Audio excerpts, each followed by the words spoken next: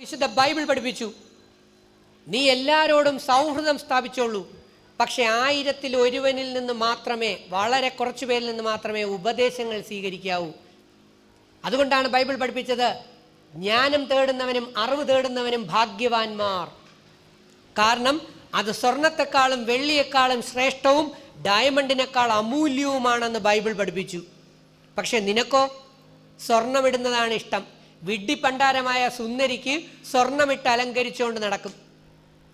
എന്നാൽ അറിവും ജ്ഞാനവുമുള്ള ഒരു പെൺകുട്ടി, അവളാണ് യഥാർത്ഥത്തിൽ ഡയമണ്ട് എന്ന് ഞാൻ പറയും. ആലോചിച്ച് നോക്ക്. Yes or no? യെസ്. നിന്റെ വാ തുറന്നാൽ ജ്ഞാനം മുത്തുകൾ പോലെ വരണം. ഉത്തമയായ സ്ത്രീ എങ്ങനെയെന്ന് ബൈബിൾ പഠിപ്പിച്ചിട്ടുണ്ട്. അവൾ വാ തുറന്നാൽ ജ്ഞാനം മുത്തുകൾ പോലെ വരും, ഡയമണ്ടുകളാണ്. അവളുടെ വാക്കുകളെ വിലമതിക്കൂ. അത് തന്നെയാണ് ഭാരത സംസ്കാരം. ഭാരത മാതാവെന്നാണ് നമ്മൾ പറയുന്നത്, ഭാരത അച്ഛൻ നിങ്ങൾ പറഞ്ഞിട്ടില്ല. അതുകൊണ്ടാണ് വിമൻസ് കോളേജിൽ ഞാൻ പറഞ്ഞത്, ഞാൻ ഉൾപ്പെടുന്ന അച്ഛന്മാർക്ക്, പുരുഷന്മാർക്ക് വില രണ്ടാമതേ ഉള്ളൂ. ഒന്നാമത്തെ വില ഏറ്റവും നല്ല സ്ത്രീക്കാണ്, അമ്മയ്ക്കാണ്, സഹോദരിക്കാണ്. ഭാരത മാതാവ്. അമ്മയെ സ്നേഹിക്കുന്ന കുട്ടി അവൻ രാജ്യത്തെ സ്നേഹിച്ചിരിക്കും. ഞാൻ ഉറപ്പിച്ചു പറയുന്നു, സത്യസന്ധരായ പെൺമക്കളായി, നിങ്ങൾ അമ്മയും അച്ഛനെയും സ്നേഹിക്കുന്ന പെൺമക്കളായി, അവരോട് സത്യസന്ധത പുലർത്തുന്ന പെൺകുട്ടിയായി വളർന്നു വരികയാണെങ്കിൽ നിങ്ങൾ ഏറ്റവും നല്ല വിദ്യാർത്ഥിനിയായിരിക്കും. ഞാൻ ദൈവത്തിൻ്റെ നാമത്തിൽ സത്യമായി തന്നെ നിങ്ങളോട് ചോദിക്കുന്നു, ഇന്നലെ വരെ ഇവിടെയുള്ള നിങ്ങളുടെ അധ്യാപകരോട്, ഗുരുജനങ്ങളോട്, സാർമാരോട് വാക്കുകൊണ്ടോ നോട്ടം കൊണ്ടോ പ്രവൃത്തി കൊണ്ടോ ഒരക്ഷരം പോലും കള്ളത്തരങ്ങൾ പറയുകയോ പ്രവർത്തിക്കുകയോ ചെയ്തിട്ടില്ലാത്ത ഒരു കുട്ടിയെങ്കിലും ഇതിനകത്തുണ്ടെങ്കിൽ ദൈവത്തിൻ്റെ നാമത്തിൽ സത്യമായെന്ന് കൈപൊക്കിയേ.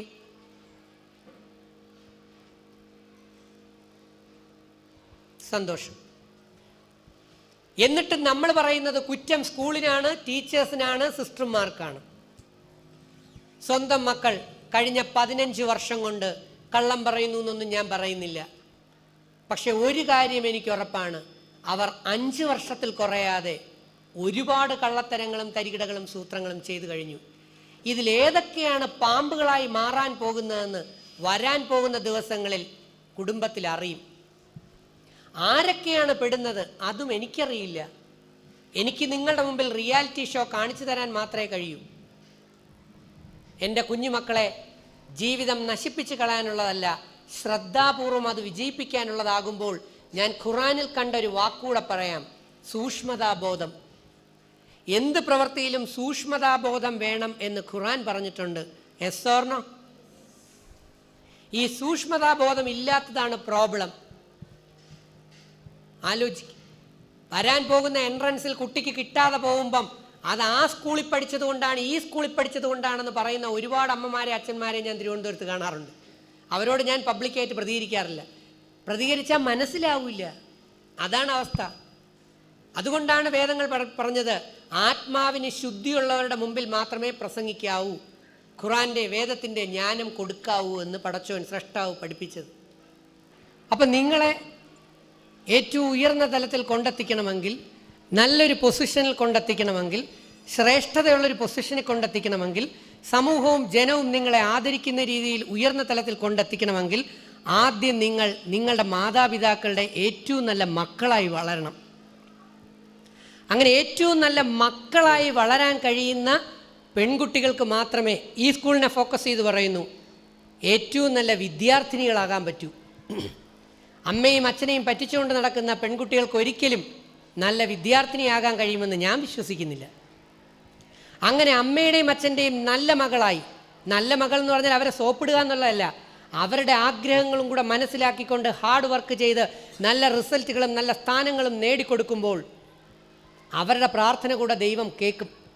ആ ശക്തിയെ ഞാൻ പൂർണ്ണമായി വിശ്വസിക്കുന്നു. ഞാൻ ശക്തനായ വിശ്വാസിയാണ്. ഓരോ ദിവസം കഴിയുമ്പോഴും വിശ്വാസം അടിയുറച്ചതാണ്. പക്ഷേ പലയിടത്തും വിശ്വാസം കുറഞ്ഞു വരുന്നതിൻ്റെ ഫലമായിട്ടാണ് തകർച്ചകൾ കൂടി വരുന്നു. എന്നാൽ കുറച്ച് കഴിയുമ്പോൾ വിശ്വാസം കൂടിക്കൊള്ളും. അപ്പോൾ നിങ്ങൾ നഷ്ടപ്പെട്ടവരാവരുതെന്ന് എനിക്ക് ആഗ്രഹമുണ്ട്. അങ്ങനെ മാതാപിതാക്കളുടെ ഏറ്റവും നല്ല മകളായി, ഏറ്റവും ശ്രേഷ്ഠതയായ കുട്ടിയായി മാറുമ്പോൾ വിദ്യാലയത്തിലെ ഏറ്റവും ശ്രേഷ്ഠയായ പെൺകുട്ടിയാവും. ആ പെൺകുട്ടി ഉറപ്പായും ഭാവിയിൽ നല്ലൊരു ഭാര്യയായിരിക്കും. കാരണം അവളുടെ ഭർത്താവിൻ്റെയും കുടുംബത്തിൻ്റെയും എല്ലാ കാര്യങ്ങളും ശ്രദ്ധയോടെ വീക്ഷിക്കുകയും എല്ലാ നന്മകളും ചെയ്യുകയും കഴിവും പ്രാപ്തിയുമുള്ളൊരു പെൺകുട്ടിയാവും. അവൾക്കൊരു ജോലി കിട്ടി ഒരു ഓഫീസിൽ ചെന്നാൽ അവൾ ഏത് പൊസിഷനിലിരുന്നാലും, അവൾ IAS കാരിയായാലും നമ്മുടെ ഹരിതയെ പോലെ ആ IAS ആയാലും പോലും അവൾ ആ സംസ്ഥാനത്തിനെ സമൂഹത്തിനെ ജീവനോടെ നോക്കും. അവൾ സമർപ്പിച്ച് നോക്കും. സമൂഹത്തിൽ ഏറ്റവും നല്ല വ്യക്തിത്വമായി ഉയരും. പക്ഷേ ഞാൻ നിങ്ങളോട് പറയുന്നു, സത്യമായി തന്നെ പറയുന്നു, എൻ്റെ കുഞ്ഞുമക്കളെ, നിങ്ങളിൽ പലരും സ്വാർത്ഥരാണ്. അങ്ങനെ സ്വാർത്ഥരായിട്ടുള്ള വ്യക്തിയെ അധികം ഉയർന്നു പൊങ്ങില്ല. അതുകൊണ്ടാണ് ബൈബിൾ പഠിപ്പിച്ചത്, നീതിമാൻ അവൻ 7 വട്ടം വീണാലും വീണ്ടും ദൈവം അവനെ ഉയർത്തും. എൻ്റെ ആഗ്രഹം നിങ്ങളുടെ വിജയമാണ്, അല്ലാതെ എൻ്റെ വിജയമല്ല. ഞാനിവിടെ നിന്ന് പോകുന്നതിന് മുമ്പ് നിങ്ങൾ പരാജയപ്പെടാൻ പാടില്ല എന്ന് എനിക്ക് നിർബന്ധമുണ്ട്. പക്ഷേ ദുഷ്ടൻ ഒരു പ്രാവശ്യം കാലിടറി വീണാൽ അവൻ നിത്യമായി പരാജയത്തിലാണ്. കുറേ രാഷ്ട്രീയത്തിൻ്റെയൊക്കെ പഴയ പാസ്റ്റ് ഹിസ്റ്ററി അങ്ങോട്ട് വായിച്ചു നോക്കിയാൽ മതി, അന്വേഷിച്ച് നോക്കിയാൽ മതി. അപ്പം നിങ്ങൾക്ക് ഉത്തരം കിട്ടും. ചതിയന്മാരും ദുഷ്ടന്മാരും വീണാൽ തീർന്നു അതോടെ. അപ്പോൾ ഒന്ന് ആലോചിച്ച് നോക്കിയേ, കഴിഞ്ഞ എത്രയോ വർഷം കൊണ്ട് നിങ്ങൾക്ക് വേണ്ടി ജീവിക്കുന്ന, നിങ്ങളുടെ അമ്മയച്ഛനും ജീവിക്കുന്ന ആർക്ക് വേണ്ടിയാണെന്നറിയാമോ? ഭ്രാന്ത് പിടിച്ച് നിങ്ങൾക്ക് വേണ്ടിയാണ്. നിങ്ങളോട് എൻ്റെ ചോദ്യം, നിങ്ങൾ രാവിലെ ആഹാരം കഴിക്കാറുണ്ട്, ഉച്ചയ്ക്ക് ആഹാരം കഴിക്കാറുണ്ട്, രാത്രി ആഹാരം കഴിക്കാറുണ്ട്, എസ് ഓർ നോ? നിങ്ങൾ എല്ലാ ദിവസവും ആഹാരം കഴിക്കാറുണ്ട്. പക്ഷേ ഏതെങ്കിലും ഒരു നേരം നിങ്ങൾ ആഹാരം കഴിക്കുമ്പോൾ, രാത്രി ആയിക്കോട്ടെ പകലായിക്കോട്ടെ, വീട്ടിൽ സ്വന്തം അമ്മയ്ക്കും അച്ഛനും വീട്ടിലവരുണ്ടെങ്കിൽ നിങ്ങളുടെ ആഹാരത്തിൽ നിന്ന് ഒരു ഉരുള ചോറോ ഒരു കഷ്ണം ആഹാരമോ ആ സ്വന്തം അമ്മയുടെ വായിലേക്കോ അച്ഛൻ്റെ വായിലേക്കോ കൊണ്ടുവച്ച് കൊടുത്തതിന് ശേഷം മാത്രം ഡെയിലി ആഹാരം കഴിക്കുന്ന മക്കൾ, അല്ലെങ്കിൽ ആഴ്ചയിൽ ഒരിക്കലെങ്കിലും അത് കൃത്യമായി ചെയ്യുന്ന മക്കളുണ്ടെങ്കിൽ ദൈവത്തിൻ്റെ നാമത്തിൽ സത്യമായെന്ന് കൈപൊക്കിയേ.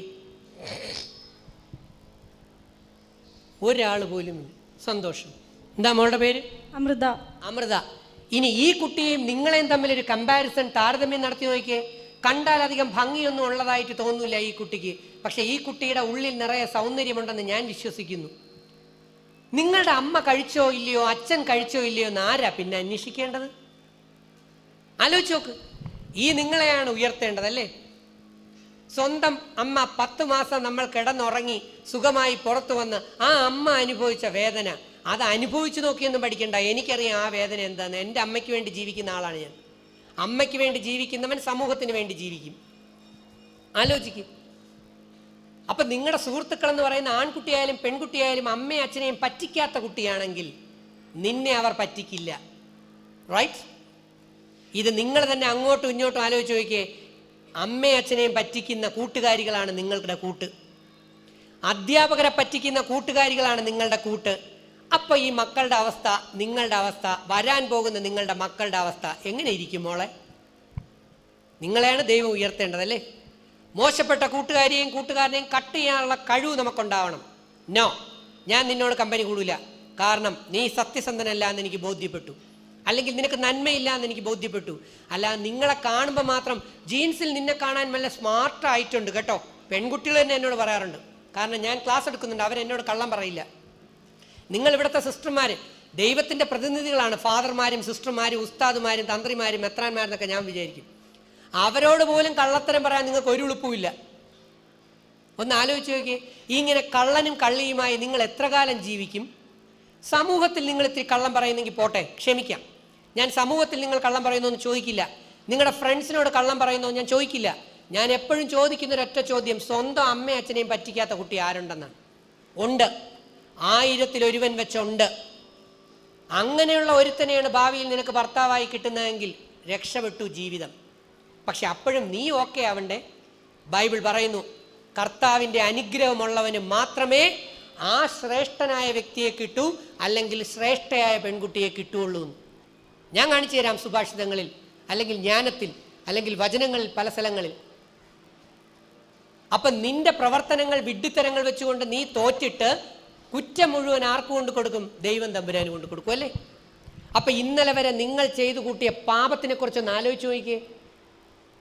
സ്വന്തം അമ്മയോട് പറ്റിച്ചു, സ്വന്തം അമ്മയെ ചതിച്ചു എന്ന് പറഞ്ഞാൽ ഏറ്റവും വലിയ പാപമാണ്. അമ്മ ക്ഷമിക്കാതെ ആ പാപം പുറത്തു കിട്ടില്ല. അത് ഞാൻ ലാസ്റ്റ് പറഞ്ഞു തരും. 7 ആശീർവാദങ്ങൾ. മൊത്തമൊരു മാനസാന്തരമാണ്.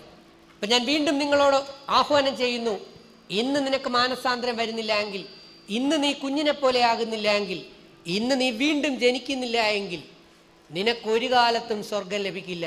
സ്വർഗം, ഒന്നാമത്തെ സ്വർഗം മനസ്സിൻ്റെ ഉയർന്ന തലം, നല്ല മനസ്സ്, നല്ല സ്നേഹം, സത്യസന്ധത, ധർമ്മനിഷ്ഠ. കള്ളവും ചതിയും നിറഞ്ഞ മനസ്സാണ് മക്കളെ നരകം. രണ്ടാമത്തെ സ്വർഗം കുടുംബം, നല്ല അച്ഛൻ, നല്ല അമ്മ എന്ന് പറയുന്നത് മക്കൾ ചോദിക്കുന്നതെല്ലാം വാങ്ങിച്ചു കൊടുക്കുന്നവരെന്നല്ല. നിങ്ങൾ പഠിക്കാതിരിക്കുമ്പോൾ ശാസിക്കുകയും ശിക്ഷിക്കുകയും അടിക്കുകയും ചെയ്യുന്ന മാതാപിതാക്കളുണ്ടെങ്കിൽ അവരാണ് ഏറെ നല്ല മാതാപിതാക്കൾ. നീ ഇന്ന് പോയി പറയണം, നീ ഇന്ന് പോയി എന്തിനാ മൂക്കുപൊത്തി പിടിക്കുന്നത്? എന്തിനാ മൂക്കുപൊത്തി പിടിക്കുന്നത്?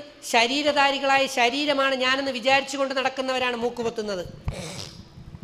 മണം നമുക്ക് ശ്വസിക്കാൻ കഴിയുന്നത് പോലെ ജഡം കത്തിക്കുന്ന നാറ്റവും നമുക്ക് ശ്വസിക്കാൻ കഴിയണം. പഠിക്കുന്ന കുട്ടികൾക്ക് ഇന്ദ്രിയ നിയന്ത്രണം ഉണ്ടായിരിക്കണം. നമ്മൾ ഉയർന്ന ശ്രേഷ്ഠരാണെങ്കിൽ നാറ്റവും മണവും ഒന്നും നമ്മളെ സ്വാധീനിക്കില്ല. അപ്പം നാറ്റം നിന്നെ സ്വാധീനിച്ചാൽ നീ എങ്ങനെ ഡോക്ടറാകും? നിനക്ക് മലമൂത്ര വിസർജ്യങ്ങൾ കുട്ടികളുടെ എടുക്കേണ്ടി വരും, നിനക്ക് കീറേണ്ടി വരും, പഴുപ്പും ചലവും രക്തവും എടുക്കേണ്ടി വരും. അപ്പോഴേ നീ മദർ തെരേസയെ പോലെ ആകൂ. ഞാൻ ഫാൻ അമ്മയുടെയാണ്, മദർ തെരേസയുടെ ഫാനാണ് ഞാൻ. നിങ്ങൾ ദീപികയുടെ ആയിരിക്കാം, കത്രീന കൈഫും കരീന കപൂറിൻ്റെ ആണെങ്കിൽ എനിക്ക് പറയാൻ ഒരാളുണ്ട്, മദർ തെരേസ. ആലോചിക്കുക, നമ്മളൊരാളിനെ ഫാൻ ആക്കുമ്പോൾ പോലും, ഒരു റോൾ മോഡൽ ആക്കുമ്പോൾ പോലും അയാളിൽ കുറേ ക്വാളിറ്റീസ് ഉണ്ടാവണം. നിങ്ങൾക്ക് എന്ത് ക്വാളിറ്റിയാണ് ഈ പറഞ്ഞ ആൾക്കാരുടെ കാര്യത്തിൽ നിങ്ങൾക്ക് ചൂണ്ടിക്കാണിക്കാനുള്ളത്? പറ മോളെ, ആലോചിക്കുക, എന്നോട് പറയണ്ട, മനസ്സിൽ ചോദിച്ചാൽ മതി. അതുകൊണ്ട് തന്നെ ഞാൻ നിങ്ങളോട് പറയുന്നു, രണ്ടാമത്തെ സ്വർഗം കുടുംബം, നല്ല അച്ഛൻ, നല്ല അമ്മ, നല്ല മക്കൾ. ബൈബിൾ പഠിപ്പിക്കുന്നു, ജ്ഞാനിയായ മകൻ അമ്മയുടെ കഴുത്തിലെ പതക്കമാണ്. അറിവുള്ള മക്കളുണ്ടെങ്കിൽ അമ്മയ്ക്ക് നല്ല സന്തോഷവും അച്ഛന് അഭിമാനവുമാണെന്നാണ്. അച്ഛൻ്റെ അഭിമാനമാണ്. എൻ്റെ മകൾ Haritha V Kumar IAS civil service first rank, ഈ അടുത്ത ദിവസമൊക്കെ വന്നാണ്ടില്ലേ, കണ്ടില്ലേ? ആ അച്ഛൻ്റെ അമ്മയുടെ അവസ്ഥ ആലോചിക്കുക. എൻ്റെ വീട്ടിൻ്റെ 4ാമത്തെ വീടാണ്. കഴിഞ്ഞതിൻ്റെ അങ്ങേ വർഷം IASന് 4ാമത്തെ സെക്കൻഡ് റാങ്ക് വാങ്ങിച്ച അഭിരാം ജി ശങ്കർ, 4ാമത്തെ rank Abhiram G Shankar IAS. ആ അച്ഛനും അമ്മയൊക്കെ അതുവഴി പോകുമ്പം ഞങ്ങളെല്ലാവരും ഭയങ്കര ബഹുമാനത്തോടെ അച്ഛനെയും അമ്മയാണ് കാണുന്നത്. എന്താ കാരണം? IASകാരൻ്റെ അമ്മയും അച്ഛനുമാണ്. ഒന്ന് ആലോചിച്ചേ. അപ്പം ആ ദൈവം തമ്പുരാൻ നമുക്കത് തരണമെങ്കിൽ നമ്മൾ ആ തലത്തിൽ പെരുമാറണം. ഇനി മൂന്നാമത്തെ സ്വർഗം, അത് ഇതിനകത്തിരിക്കുന്നവൻ പോകുന്ന ആ സ്വർഗം, ദൈവത്തിൻ്റെ രാജ്യം. അവിടത്തേക്ക് ഇതിനകത്തിരിക്കുന്നവന് പ്രവേശിക്കണമെങ്കിൽ ചില ചോദ്യങ്ങളുടെ ഉത്തരങ്ങൾ പറയേണ്ടി വരും. അവനാരാ? സത്യമാണ്. ആത്മാവ് സത്യമാകുന്നു. വിശുദ്ധ ബൈബിൾ യോഹന്നാൻ സുവിശേഷം 4-ാം അധ്യായം, ദൈവത്തിൽ വിശ്വസിക്കുന്നവൻ ആത്മാവിലും സത്യത്തിലുമാണ് വിശ്വസിക്കേണ്ടത്. ആത്മാവ് സത്യമാണ്. നമ്മൾ വാ കൊണ്ട് കള്ളത്തരം, നിങ്ങൾ നിങ്ങളുടെ അമ്മയെ പറ്റിക്കുമ്പോഴും നിങ്ങളുടെ ഉള്ളിലിരുന്നുകൊണ്ട് ഒരാൾ പറഞ്ഞിരുന്നില്ലേ, you are lying, you are lying, you are lying എന്ന്. അവൻ പണി തരും മോളെ, അവൻ ക്രൂഷ്യൽ ടൈമിൽ പണി തരും. നമ്മുടെ ഉള്ളിൽ തന്നെ ഇരിക്കുന്ന ആ ദൈവത്തിൻ്റെ പ്രതിരൂപം. ഞാൻ നിങ്ങളെ ഓർമ്മിപ്പിക്കുന്നു, സ്വർഗം അതിവിടെ തന്നെയാണ്. ഖുർആൻ പറഞ്ഞിട്ടുണ്ട് സ്വർഗം ഇവിടെ തന്നെയാണെങ്കിൽ ഞാൻ അടിവരയിട്ട് പറയുന്നു, സ്വർഗം നമ്മുടെ ഇടയിൽ തന്നെയാണ് ബൈബിൾ പറഞ്ഞതും. സിമ്പിളായിട്ടുള്ളത് കൊണ്ടാണ് ഞാനത് പറഞ്ഞത്. ഭഗവത്ഗീതയിലെ പലതും കുറച്ചുകൂടെ ഉയർന്ന തലമാണ്. ഞാൻ പറഞ്ഞാൽ നിങ്ങളിൽ പലർക്കും മനസ്സിലാകില്ല. അത് കുറച്ചുകൂടെ ജ്ഞാനമുള്ള ഉയർന്ന തലത്തിൽ മാത്രമേ പലർക്കും മനസ്സിലാകൂ. അപ്പം സ്വർഗം നമ്മുടെ ഇടയിൽ തന്നെയാണ്, നമ്മുടെ കയ്യിൽ തന്നെയാണ്. നമ്മളാണ് അതിനെ നരകമാക്കുന്നത്. നിങ്ങളൊന്ന് ആലോചിച്ച് നോക്കിക്കോളൂ, നിങ്ങൾക്ക് കിട്ടാൻ പോകുന്ന ശിക്ഷ എന്താണെന്ന് നിങ്ങൾക്ക് തന്നെ ബോധ്യപ്പെടും. നിങ്ങൾ സമൂഹത്തിലെ മറ്റുള്ളവരുമായി കമ്പയർ ചെയ്യുമ്പോൾ നമ്മൾ കാണാൻ പോകുന്നു. എൻ്റെ ചോദ്യം ഇതേ ഉള്ളൂ, ഒരു വ്യക്തിയുടെ ജീവിതം, ആ ജീവിത വിജയം എന്ന് പറയുന്നത് ഒരു ത്രാസിൻ്റെ 2 തട്ട് പോലെയാണെന്ന് വേദം പറഞ്ഞിട്ടുണ്ട്. ഒരു തട്ടിൽ പാപവും മറ്റേ തട്ടിൽ പുണ്യവും, നന്മയും തിന്മയും. നിങ്ങളുടെ ഏത് തട്ടിലാണ് ഭാരം കൂടുതലെന്ന് നിങ്ങൾ തീരുമാനിക്കുക. നന്മ കൂടുതലുള്ളവൻ വിജയിച്ചിരിക്കും. അവനെ വിജയിപ്പിക്കാൻ എപ്പോഴും ഒരാൾ സർവസന്നദ്ധനായി കൂടെ ഉണ്ടാവും. ഭഗവത്ഗീത പറയുന്നു, ധർമ്മവും സത്യസന്ധതയും ആത്മാർത്ഥതയുമുള്ള വ്യക്തിയോടൊപ്പം എപ്പോഴും ഞാൻ ഉണ്ടാകും. അവൻ പരാജയപ്പെടാൻ ഞാൻ അനുവദിക്കില്ല എന്ന്. ആരായി? ഞാൻ, ദൈവം. എന്നാൽ പുണ്യം നിനക്കില്ലെങ്കിൽ പരാജയം ഉറപ്പ്. അതിന് ബൈബിളിലൊരു വചനമുണ്ട്, നീ പുണ്യം ചെയ്യുന്നില്ല എങ്കിൽ പാപം നിന്റെ പടിവാതിൽക്കൽ കിടക്കുന്നുവെന്ന്. കേട്ടിട്ടുണ്ടാവുമോ? ഇല്ല. ഏറ്റവും കൂടുതൽ കൈപൊങ്ങിയത് ക്രിസ്ത്യൻ സഹോദരങ്ങളാണ്. പക്ഷേ ബൈബിൾ വചനങ്ങൾ ഞാൻ പലതും പറഞ്ഞിട്ട് ഒരു ഹിന്ദുവാണ് ഞാൻ. പക്ഷേ ദൈവത്തിൻ്റെ മുമ്പിൽ ഒരു ജാതി ഇല്ല. പക്ഷേ കേരളത്തിൻ്റെ ഇന്ന് അതപ്പതിച്ച അവസ്ഥ ഏത് കാര്യത്തിനും ജാതി രാഷ്ട്രീയം കുത്തിക്കയറ്റുക എന്നുള്ളതാണ്. ശ്രദ്ധിച്ചിട്ടുണ്ടോ? ശ്രദ്ധിക്കണം. നമ്മുടെ കേരളത്തിൻ്റെ 3 ഭ്രാന്തുകളാണ്. ഒന്നാമത് രാഷ്ട്രീയ ഭ്രാന്ത്. രാഷ്ട്രീയം എന്നാൽ കണ്ണുമില്ല മൂക്കുമില്ല. പിന്നെ ജാതി ഭ്രാന്ത്, കുത്തി ഏതിനും ജാതി പിടിക്കും. 3 ലഹരി ഭ്രാന്ത്, ഫാൻസ് അസോസിയേഷനുകളും പിന്നെ ലഹരി ഭ്രാന്തുകളും. ഈ 3 എണ്ണവും നിയന്ത്രിക്കപ്പെട്ടാൽ നമ്മൾ രക്ഷപ്പെടും. നിങ്ങളേറെ ഭാഗ്യമുള്ളവരാണ്. Yes or no? ഈ ഇരിക്കുന്നവരെല്ലാവരും ഭാഗ്യമുള്ളവരാണ് എന്ന് ഞാൻ ഇന്നലെ വരെ പറയുമായിരുന്നു കേട്ടോ. പക്ഷേ ഇന്ന് ഞാൻ ബൈബിൾ വായിച്ചു കഴിഞ്ഞപ്പോൾ ആ പറച്ചിൽ നിർത്തി കേട്ടോ. ബൈബിൾ പഠിപ്പിക്കുന്നു, ഒരുവൻ ഭാഗ്യവാനാണോ നിർഭാഗ്യവാനാണോ എന്ന് തീരുമാനിക്കേണ്ടത് അവൻ്റെ മരണത്തിലൂടെയാണ്. ഓ, ഹൗ ബ്യൂട്ടിഫുൾ ദാറ്റ് സെൻറ്റൻസ്. ഒന്ന് ആലോചിച്ചേ. ഒരുവൻ മരണത്തിൽ മരിക്കുമ്പോഴാണ് യഥാർത്ഥത്തിൽ അവൻ ഭാഗ്യവാനാണോ നിർഭാഗ്യവാനാണോ എന്ന് അറിയുന്നത്. എങ്ങനെയെന്ന് അറിയണ്ടേ? വചനത്തിൻ്റെ അർത്ഥം മനസ്സിലായില്ല. നിങ്ങളുടെ ബാങ്കിൽ കോടിക്കണക്കിന് ലക്ഷക്കണക്കിന് രൂപയുണ്ടെന്ന് വിചാരിച്ചോളൂ. 40 വയസ്സിൽ നിങ്ങളുടെ ശരീരം തളർന്നു അല്ലെങ്കിൽ വീണു. പിന്നെ ഒരു 50-20 വർഷക്കാലം നിങ്ങൾ കട്ടിലിൽ കിടന്നാൽ നിങ്ങൾ യഥാർത്ഥത്തിൽ ഭാഗ്യവാനാണോ നിർഭാഗ്യവാനാണോ?